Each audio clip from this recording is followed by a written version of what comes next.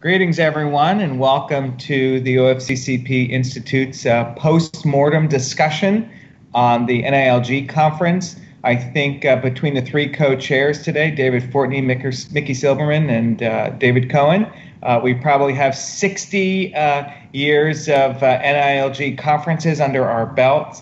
And what we're going to do today within about 5 minutes is tell you what's some of the highlights of the conference this year.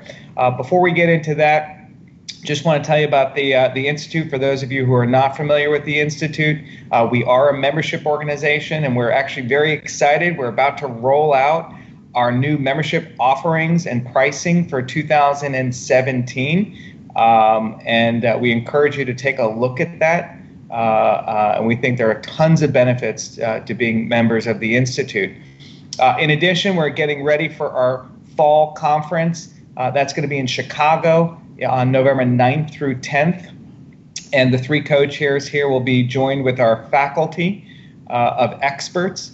And we're going to be hitting on some of the things that you heard at the conference. We're going to be hitting on probably blacklisting, the new EEO1 report, and what are the implications of the presidential election, which is certainly going to be interesting.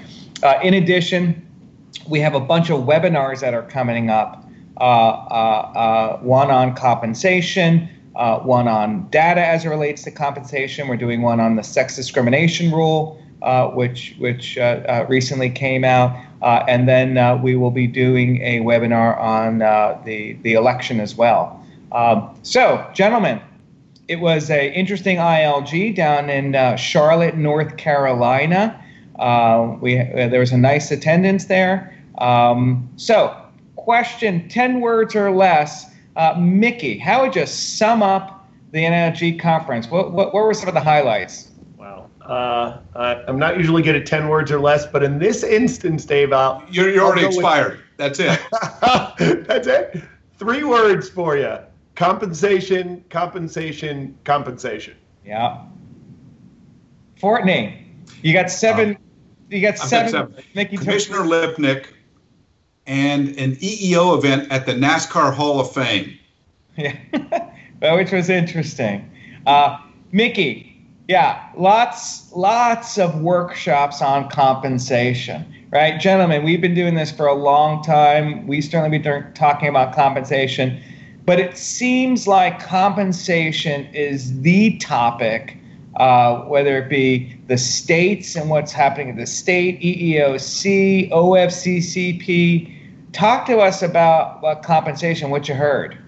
Yeah, so this is interesting, and I did a quick tally from the presentations done at the conference. I think I tallied 11 presentations that were devoted to compensation exclusively, and another 6 or 7 that had it as a part of it. And Dave, you just put your finger on something that I think it's important that employers, not just contractors, but employers think carefully and strategically about. We've thought about OFCCP as having an aggressive compensation enforcement regime. They've changed it around quite a bit. They've tried different things over the last couple of years, but clearly this has been a top priority. From the time they brought Pam Kukos in, Pam is no longer with the agency, but the pay initiative and enforcement focus very much lives on. But here's the real takeaway, I think, from the conference. The conference did a good job of this, and also more broadly. OFCCP is just one piece, one of many pieces of the comp puzzle, and this is becoming an increasingly complex puzzle. And so there were sessions that spoke very specifically outside of the OFCCP space about the EEO1 report proposal for pay data that will go to the EEOC. OFCCP will use it as well, but this is for all employers with 100 employees or more, not just government contractors. California Fair Pay Act, which was, at least up until last week, the most aggressive fair pay law in the country, now potentially superseded by a Massachusetts pay equity law, which was signed by the governor just right on the first day of the conference. Other states, Maryland, New York, have recently passed new, much more robust pay equity laws. There are 15 more states at least that have proposed and maybe moving close to putting different laws in place. And here's what's fascinating about the state laws. They are different. These are clearly being used as a laboratory to test out different methods to attack the national pay gap that exists. And that's interesting and creative, but think about what that means for the multi-state employer.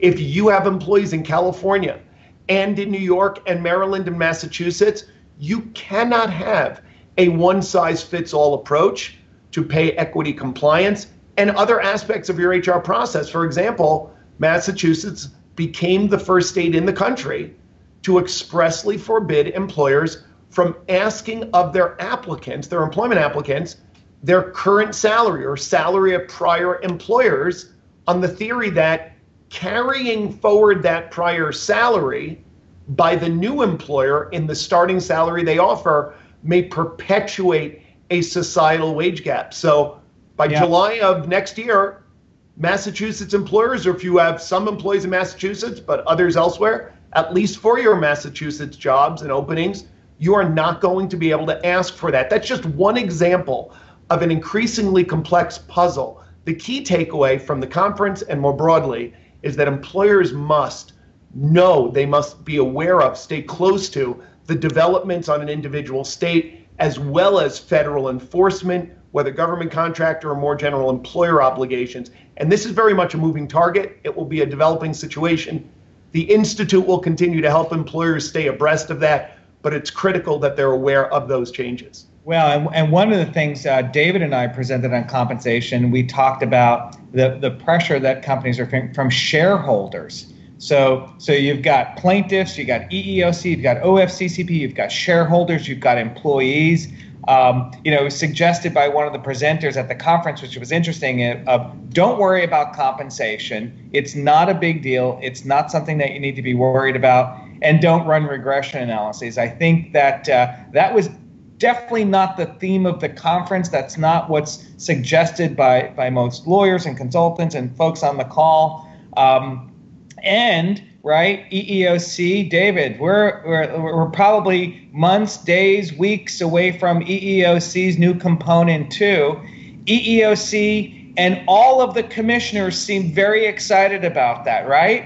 Yeah, well, we did have Commissioner Lipnick, who I think in a stunning moment of candor, really, for a government policy official, really let her hair down and shared with us candidly and directly. It's kind of an interesting insight into the policy debates that are occurring within the agencies. But Commissioner Lipnick, Victoria Lipnick, made very clear, although those are her personal views, she clearly was speaking as a commissioner and articulated, and it resulted, those that were there know it resulted in a standing ovation in response to a question as to what her views were on the EEO1 comp data proposal and how it might move forward.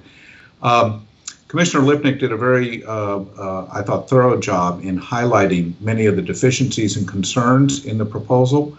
They are the same ones that we at the Institute have articulated. In fact, I told someone it felt like Vicki was reading our talking points, which is wonderful.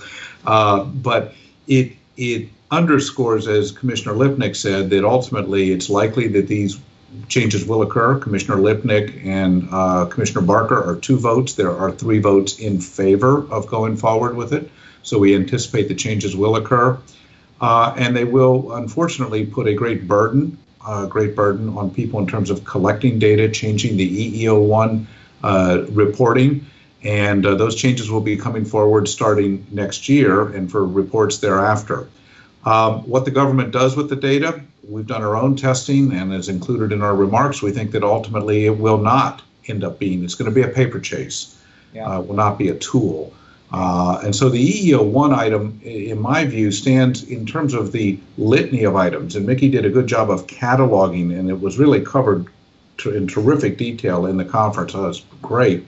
But the EEO1 is one that's sort of downstream, that the more short-term remains, and I think this was emphasized, the importance of doing the analysis with an attorney privilege, either your corporate counsel or your outside lawyer, and including the proper regression points. And Cohen, I know that's something that you have more than a little to say about, but Keep it short and tell us what you're thinking. Yeah, I mean, there, no question that, it was suggested at the conference, that, you can't do regression because unless you can control for all of the factors, explain 100% of the variance, a regression analysis is not probative, and you can't do anything with that. I think we call shenanigans on that. Yeah, I think the Supreme Court addressed that, and I think here's the bottom line. I think that also the takeaway from the conference is be proactive, right? You've got all of these external forces that are coming in at you, and internal forces as well. You need to be proactive.